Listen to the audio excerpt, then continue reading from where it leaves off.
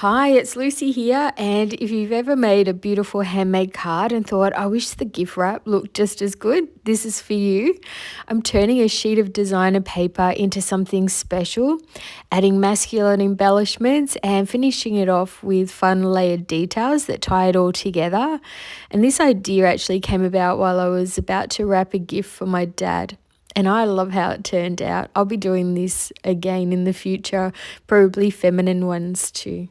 And first off, I could tell that one 12 by 12 sheet of designer paper wasn't going to be quite big enough to wrap the whole gift box.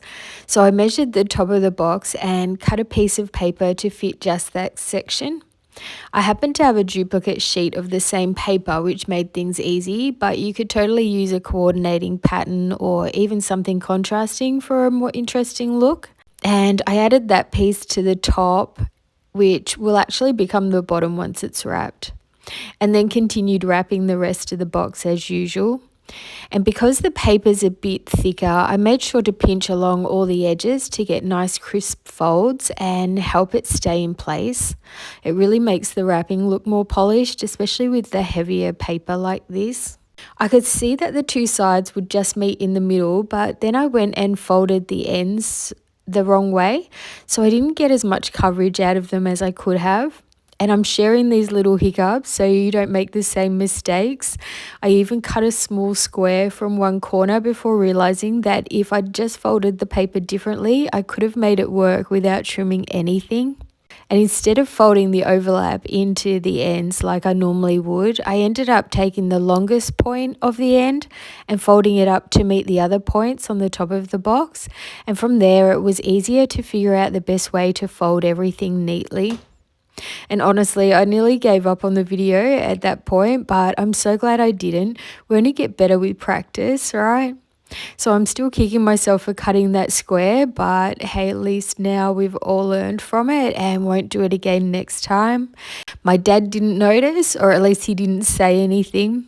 One trick I could have done was to add the embellishments over that side of the box to hide it, but I was in a rush. His birthday was the next day, so I just rolled with it, and it really didn't matter at the end.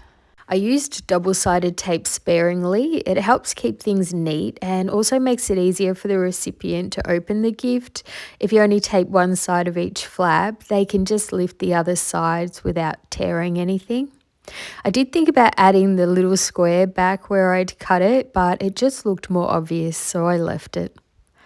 And next I'm going to ink the edges of all my embellishments. I've got some leaves, wooden cogs, stars, and a few other bits, and inking them helps tie everything together and gives them a grungier, more masculine look.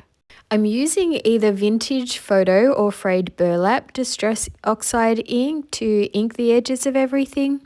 And for the wooden cogs, I'll actually press them straight into the ink pad and then spread it around. It's a bit quicker. You could also use a sponge, but I'm just being a little lazy today and avoiding getting more tools out. And then I'll add a touch of black soot just around the outer edges, and the combination of brown and black gives this almost burnt edge effect, which I really love. But for the cogs, I'll go heavier with the black to give them a more aged dark metal look, and I'll finish those off with some glossy accents later for a bit of shine. Once I'd finished all the inking, I die cut the sentiment twice from black cardstock to give it a bit more dimension, but it still felt a little flat. So I'm adding just a touch of brown ink here and there to break up that solid black. It gives it a bit more character and helps it blend in with the rest of the grungy elements. It's a simple trick, but it makes the sentiment look a bit more interesting. And I'm also going to be using glossy accents on that later too. Alright, let's get started on adding the embellishments. I originally pulled out a bunch of options, including these gold cogs, but they feel a bit too bright for the look I'm going for today, so I'll set them aside. I could grunge them up, but like I mentioned earlier, I'm a bit time crunched, and to be honest, I love them just as they are in gold, so I'll save them for another project. I know some of you enjoy seeing the process unfold, watching how I pick and arrange things in real time, rather than having everything planned out beforehand. So I'll take you along as I build this up layer by layer. I'll also be creating the card shortly. I prepped the embellishments the night before, inked them up and made my choices, but I had to film the actual assembly in the morning. I do have 3 overhead lights, but they really don't look great on video, so I try to avoid filming at night when I can. I did think about making a matching envelope too, and we definitely could, but I ran out of time. If you'd like to see a full set next time, card, envelope and matching gift wrap, let me know. I was thinking it'd be fun to do a feminine version. And my sister's birthday is coming up in September and she's a card maker too. So I know she'd really appreciate the extra effort, so I could do hers on camera. Let me know if you'd be interested in that. This is an older, uniquely creative paper collection I'm using today, and the paper pack is sold out now, but I'll link another grungy style pack in the description that you might like just as much. I'll also include links to the wooden cogs sheet, the metal cogs and the ephemera pack. That's where I found the stars and leaves, and it's actually on sale at the moment, which is always a bonus. And of course I'll add the happy birthday sentiment die too. Have you picked this one up yet? I really love it. You see it in a lot of my videos, so you'll know I love it. You can also get a coordinating shadow die, and the price for both is really reasonable at scrapbook.com. And if you click on any of the links in my description to purchase products, it really helps support my channel. I earn a small commission at no extra cost to you. So thank you if you choose to shop through them. It makes a big difference and helps me keep sharing these videos with you. And of course, you'll receive some of the craft goodies I love to use. So here's what I've created so far on the gift box, and you could definitely stop at this stage, but I'm going to add a bit more interest and show you the finished gift box once the card is done.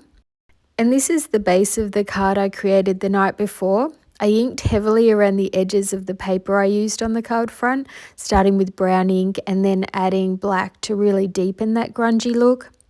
I also used a notepad style die cut, inked up the same way, and that die is actually back in stock, so I'll pop a link in the description for you.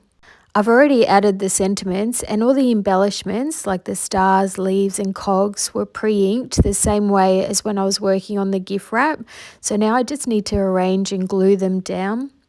I'm using Sally's Aquadare interior wood glue from Bunnings. Maybe it's our version of Home Depot. Sometimes this glue reacts a little with Distress Oxide ink, but since the style is grungy anyway, I'm not too fussed. I'll just try to wipe away any excess glue before it dries. Oh, and I die cut the sentiments with glossy black card for added shine. I think if you're someone who makes more cards than you have occasions or loved ones to send them to, creating a matching gift wrap and envelope is a great way to keep creating something meaningful and use up some of your beautiful supplies. I honestly love doing this and don't know why I haven't done it sooner. Let me know what you think in the comments. Would you try this? Did you enjoy this version? And would you like to see more sets like this? Maybe themed for kids, babies, or something feminine? I'd really love to hear your thoughts. And just while I'm finishing off this card, I want to say a big thank you to Laurie M, Synergific, Cassie and Deb M for supporting my channel recently. You're all so generous. Big hugs to each of you and I truly appreciate it.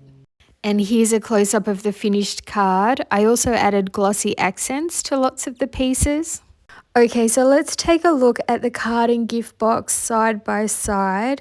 I used glossy accents on the stars, some of the cogs and the birthday sentiment. I also added the word dad, and I used glossy black card for that, which is an alternative idea to glossy accents if you have trouble with accuracy of applying glossy accents. And inking around the edges of the top of the gift box would have looked great too. I wish I'd done that. But overall, this was such a fun project to create. My dad was even hesitant to tear the wrapping. He ended up keeping it, which was really sweet. Here's a photo of him here. Thanks so much for watching. If you enjoyed this video, please give it a thumbs up. It really helps and it's free. I'll be back soon with another video. And if you're after more masculine ideas, there's another video you might like. Just click the thumbnail on screen now. That's it from me. Happy crafting and bye for now.